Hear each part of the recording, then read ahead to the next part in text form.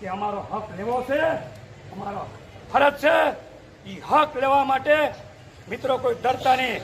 ગમે એટલા દિવસ, ગમે એટલો ટાઈમ અહીં લેવું પડે તો અમે તૈયાર છે. બીજી મારી નમ્ર વિનંતી છે કે આ દેશની અંદર જેટલા માજી સૈનિકો છે એ ભારત દેશને પૂરા વર્લ્ડમાં કોઈથી હરવો નથી. આ ભારત દેશના હરવો નથી.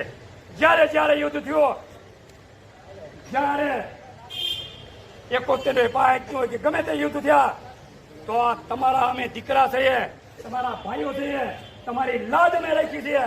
અમે આ ભારત દેશ કોઈ હાર્યો નથી અને હારવાનો પણ નથી. આજે હું તમને વચન આપું છું કે પડોશી દેશ અથવા વિશ્વમાં ગમે એવી તાકાત હોય, પણ જે આ દેશની સરહદ ઉપર બેઠેલા સૈનિકો, અને અત્યારે અમે પણ નિવૃત્ત થઈએ, અમારામાં પણ તાકાત છે. ભલે હું નિવૃત્ત થઈ ગયો, હિન્દુસ્તાનનો મિસાઇલ પાયલોટ છું, પણ મિસાઇલ ચલાવતા હું ભૂલ્યો નથી. હજી હું મિસાઇલ ચલાવતા ભૂલ્યો નથી. કાલે જરૂર પડે દેશ માટે તો મારી મિસાઇલ મારી યુદ્ધમાં જોઈ અને હું તરત જ દુશ્મનો પર મિસાઇલ ફાયર કરે. એ મારામાં તાકાત તમારા આશીર્વાદથી છે. માટે મારી નમ્ર વિનંતી છે, થોડું મિત્રો, જે 36 કરોડ દેવામાં એને વાંધો નથી આવતો અને મારા ખેડૂતને ખાતામાં 3 લાખ દેવા તો એને ઝાટકા લાગે છે. બરાબર છે. અમે એમ કહીએ છીએ અમારે બીજું કઈ નથી હોતું. અમે જે લોન લીધી યા તો એ માફ કરો. કોઈ જાગવું નથી.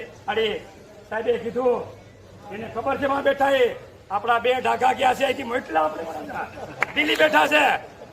આપણા 2 ઢાકાને ખબર છે કે જુનાગઢ માટે આ બધી ભેગી આ 2 ઢાકા હેરાન કરે છે.